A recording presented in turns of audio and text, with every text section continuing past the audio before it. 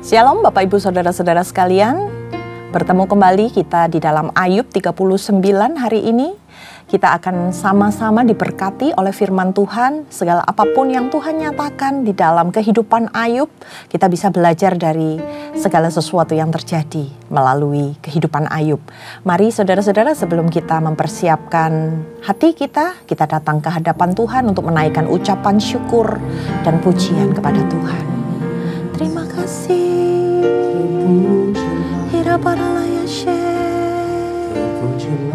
Haleluya.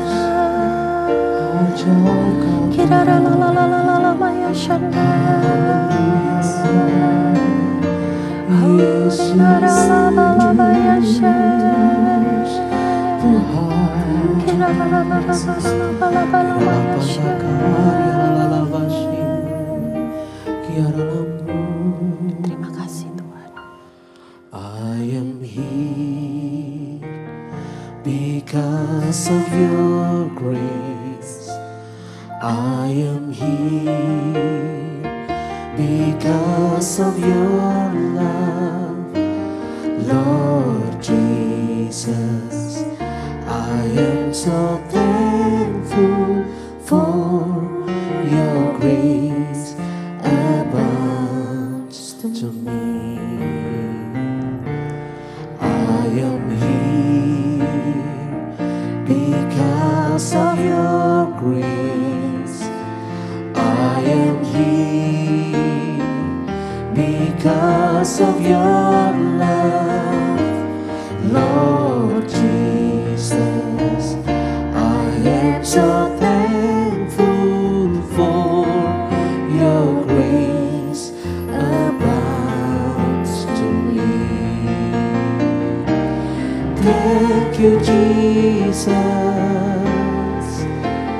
Jesus, Jesus. Thank you, Jesus. It's only by your grace that I could live today.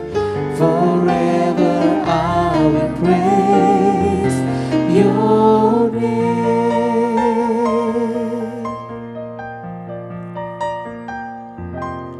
I am here because of your grace. I am here because of your love, Lord Jesus.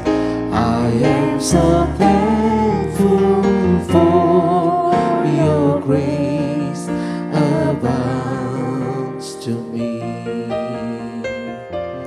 I am here because of your grace. I am here because of your love, Lord Jesus. I am so thankful for your grace abounds to me. Thank you, Jesus, Jesus, Jesus. Thank you, Jesus.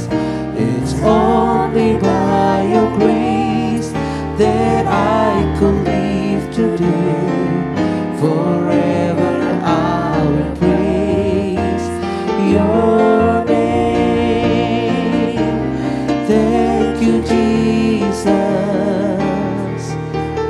Jesus, Jesus. Thank you, Jesus. It's only by your grace that I could live today. Forever I will praise your name. Thank you, Jesus, Jesus, Jesus. Thank you, Jesus. It's only by your grace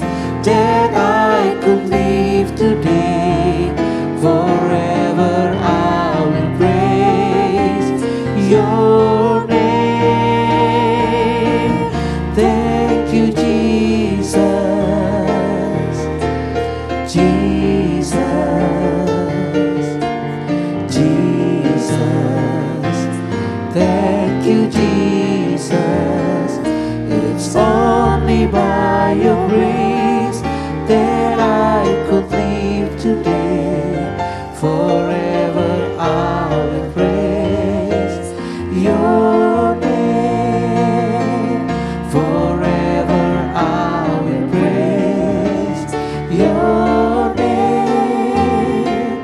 Forever I will praise your name. Thank you, Lord Jesus. Thank you, Jesus.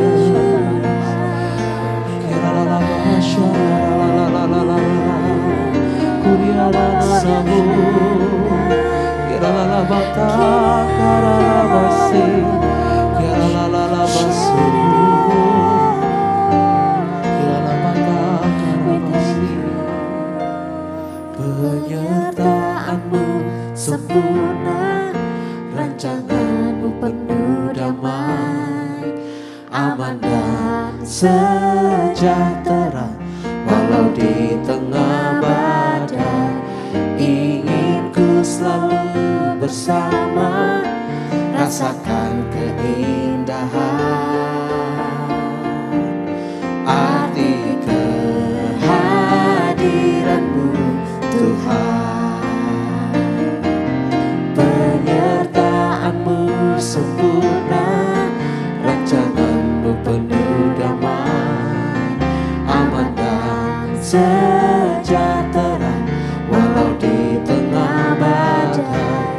Ingin ku selalu bersama, rasakan keindahan arti kehadiran-Mu Tuhan.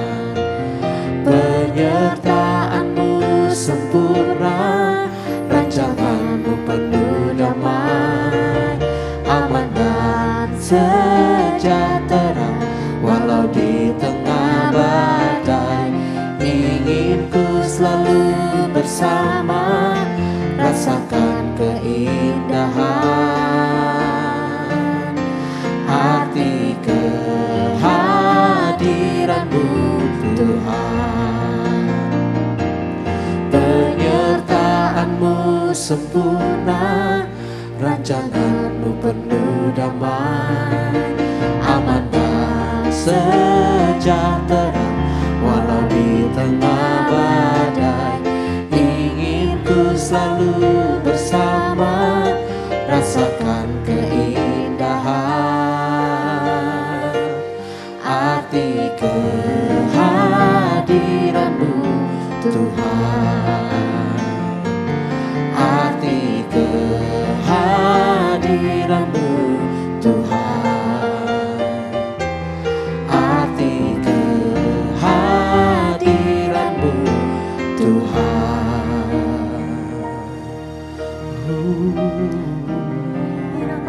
Penyertaan-Mu Tuhan sempurna bagi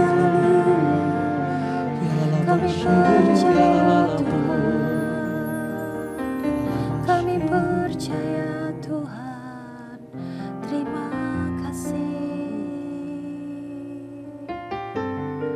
Kami tahu Engkau Allah yang dahsyat Tuhan, yang senantiasa menyertai kehidupan kami.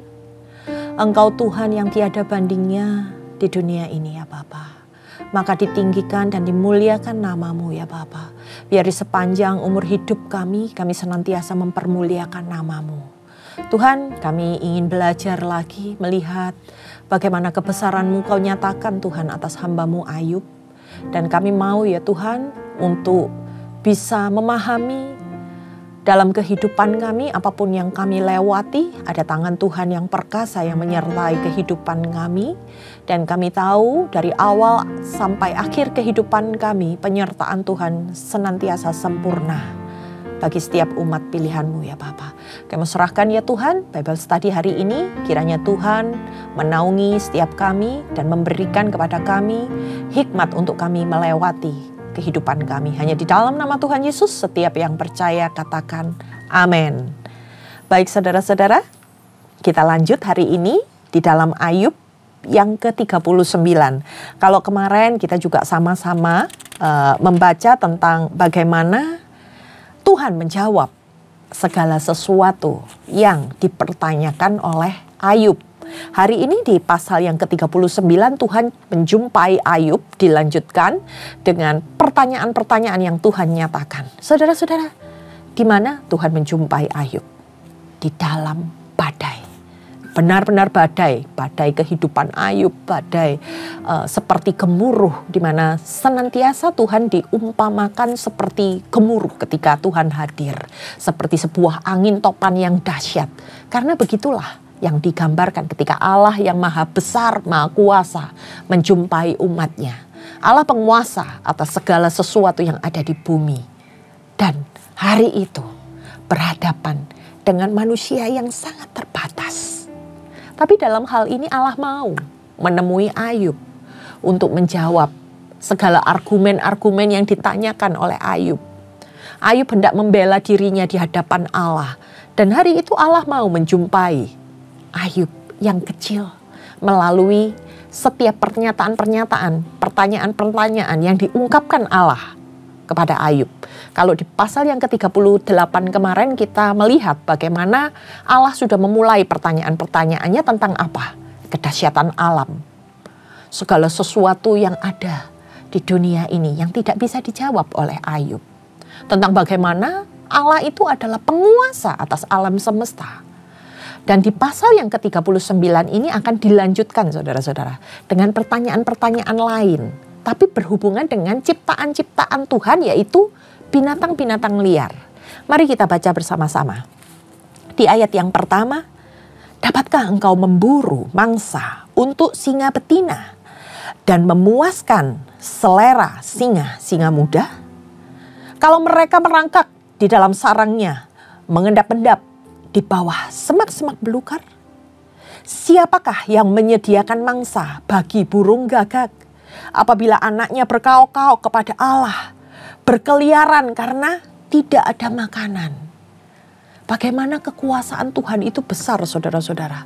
Seekor singa dikatakan, itu seekor binatang buas. Bagaimana Tuhan bisa menyediakan segala kebutuhan mereka? Manusia bisa? Gak bisa, saudara-saudara. Singa betina ini yang dipertanyakan, itu bukan singa jantan. Singa betina mungkin lebih jinak ya, padahal ya sama aja, saudara-saudara. Dan bagaimana kita bisa memuaskan selera singa-singa muda yang belum tentu kita mampu, saudara-saudara. Singa itu adalah lambang binatang buas yang menakutkan, yang paling perkasa. Lalu dilanjutkan dengan perkataan Tuhan, burung gagak. Burung gagak ini burung yang sangat berisik, saudara-saudara, berkaok-kaok dikatakan. Ketika anaknya berkaok-kaok minta makan, Allah semua yang menyediakan bagi mereka. Dan Tuhanlah yang memelihara mereka. Lalu apa bagian manusia? Ketika alam semesta ini membutuhkan sesuatu, tetap Tuhan yang berdaulat atas seluruh ciptaannya. Kita lanjutkan di ayat yang keempat. Apakah engkau mengetahui pada waktu kambing gunung beranak? Atau mengamati rusa waktu sakit beranak? Dapatkah engkau menghitung berapa lamanya sampai genap bulannya dan mengetahuinya waktu beranak? Dengan membungkukkan diri, mereka melahirkan anak-anaknya dan mengeluarkan isi kandungannya. Anak-anaknya menjadi kuat dan besar di padang. Mereka pergi dan tidak kembali lagi pada induknya. Apakah Ayub pernah memperhatikan kapan kambing gunung akan beranak? Kapan rusa mau melahirkan? Dan apakah dia bisa menolong binatang-binatang liar ini ketika mereka hendak mengeluarkan anaknya dari dalam kandungannya? Semua itu Tuhan yang mengatur. Kapan mereka akan melahirkan? Waktunya bagaimana mereka akan siap untuk melahirkan? Gak ada campur tangan manusia ataupun gembala. Karena mereka ini binatang liar. Dikatakan siapa yang menolong kambing gunung melahirkan. Tapi mereka bisa melahirkan dengan kuasa Tuhan. Dan Tuhan pula yang memelihara, memberi makan anak-anak mereka. Sampai mereka bisa hidup sendiri. Lanjut di ayat yang ke-8. Siapakah yang mengumbar keledai liar? Atau siapakah yang membuka tali tambatan keledai jalang?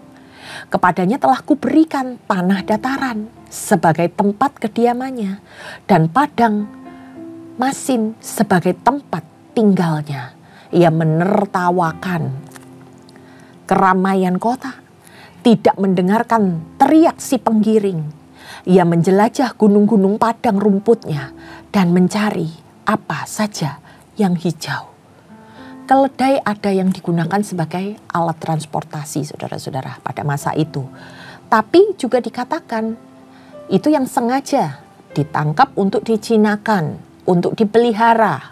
Tapi bagaimana dengan keledai-keledai liar yang ada di padang belantara, yang tidak bisa diarahkan karena mereka liar. Sehingga dikatakan mereka diibaratkan menertawakan keramaian kota. Karena apa? Mereka nggak bisa diatur untuk tertib, saudara-saudara. Karena mereka keledai-keledai liar. Nah, sementara mereka liar ini, mereka nggak mau mendengarkan penggiring mereka. Karena memang nggak ada yang menggiring. Tapi dikatakan Tuhan mampu mengendalikan mereka. Tuhan berikan tempat untuk mereka tinggal. Tuhan sediakan segala keperluan mereka. Sementara manusia gak ada campur tangannya sama sekali dengan ciptaan Tuhan yang ada di padang belantara ini. Lalu di ayat yang ke-12. Apakah lembu hutan mau takluk kepadamu? Atau bermalam dekat balunganmu? Dapatkah engkau memaksa lembu hutan mengikuti alur bajak dengan keluhan? Atau apakah ia akan menyisir tanah lembah mengikuti engkau? Percayakah engkau kepadanya? Karena kekuatannya sangat besar. Atau kau serahkankah kepadanya pekerjaanmu yang berat? Apakah engkau menaruh kepercayaan kepadanya bahwa ia akan membawa pulang hasil tanahmu dan mengumpulkannya di tempat pengirikanmu? Lembu hutan ini besar, saudara-saudara. Dia adalah seekor binatang liar yang sulit untuk dijinakan. Maka Tuhan bertanya, apakah kamu bisa mempercayakan pekerjaanmu kepada dia? Berbeda dengan lembu yang biasa digunakan para petani untuk membajak ladang atau sawah mereka di pertanian. Yang menarik beban untuk melakukan pekerjaan membawa pulang hasil dari lahan mereka. Nah, kalau lembu hutan ini, saudara-saudara, mereka memiliki kekuatan yang sangat besar dan tidak mudah untuk dikendalikan atau diatur oleh manusia. Dikatakan Tuhan, manusia nggak dapat menguasainya, tapi Tuhan sanggup menaklukkannya. Lanjut saudara-saudara di ayat yang ke-16. Dengan riang sayap burung unta berkepak-kepak. Tetapi apakah kepak dan bulu itu menaruh kasih sayang? Sebab telurnya ditinggalkannya di tanah dan dibiarkannya menjadi panas di dalam pasir karena mereka hidup di padang gurun, saudara-saudara. Tetapi lupa bahwa telur itu dapat terpijak kaki dan diinjak-injak oleh binatang liar. Ia memperlakukan anak-anaknya dengan keras seolah-olah bukan anaknya sendiri. Ia tidak peduli kalau jerih payahnya sia-sia karena Allah tidak memberikannya hikmat. Allah tidak memberikan hikmat kepada burung unta ini dan tidak membagikan pengertian kepadanya. Apabila ia dengan megah mengepakkan sayapnya, maka ia menertawakan kuda dan penunggangnya. Burung unta ini adalah sebuah burung yang besar, di mana mereka ini adalah binatang yang hidup secara liar di padang gurun. Dan menurut kebiasaan saudara-saudara, burung unta ini mereka menjaga dan mengerami telurnya secara bergantian. Ketika siang hari, si betina yang akan mengerami telur ini. Dan kemudian malam hari gantian si jantan yang mengerami sambil menjaga telur mereka. Tapi di sini Tuhan kasih sebuah statement, memberikan sebuah keadaan yang berbeda. Bagaimana mereka ini teledor. Setelah mereka bertelur, mereka nggak berhati-hati ketika mereka nggak menyembunyikan telurnya di tempat yang aman. Tapi telur itu dibiarkan aja berserakan di tanah sehingga rawan untuk diinjak oleh binatang-binatang lain yang ada di padang gurun itu. Dikatakan seolah-olah mereka nggak memperdulikan anaknya. Karena apa? Karena Allah itu nggak memberikan hikmat kepada mereka. Tapi ini Allah sedang menyindir. Seberapa besar hikmatmu kalau enggak daripada Allah datangnya. Kita baca lagi di ayat yang ke-22.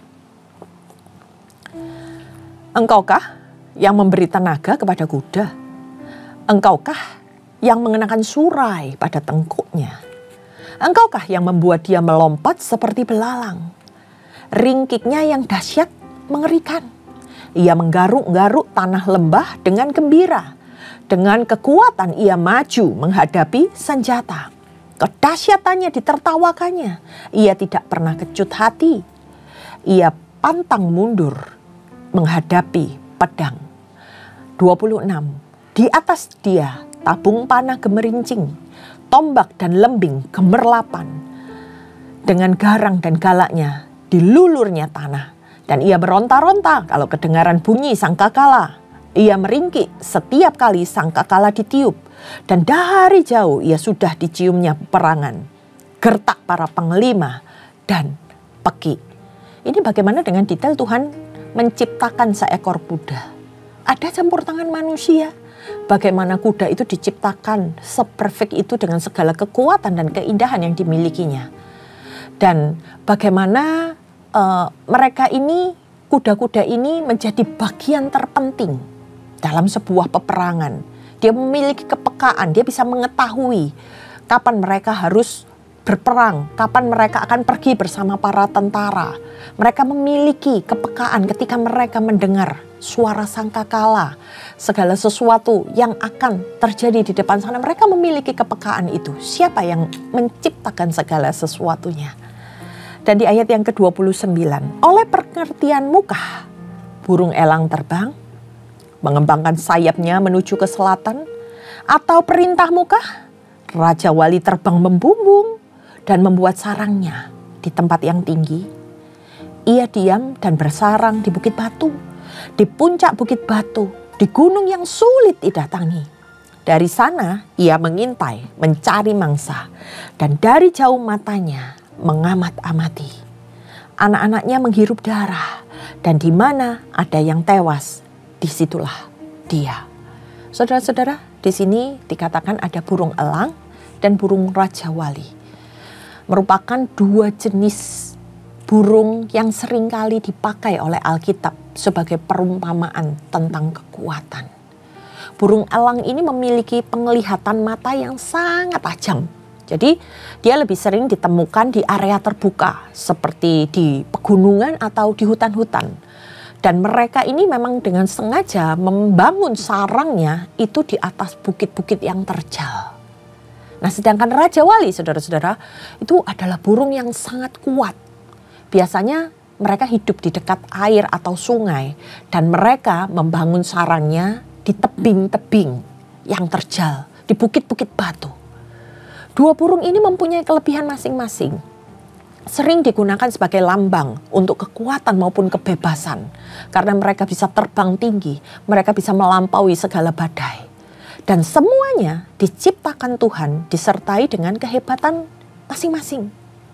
Ayub pasti mengenal hewan-hewan tersebut yang dipakai sebagai Tuhan untuk disebutkan sebagai perumpamaan.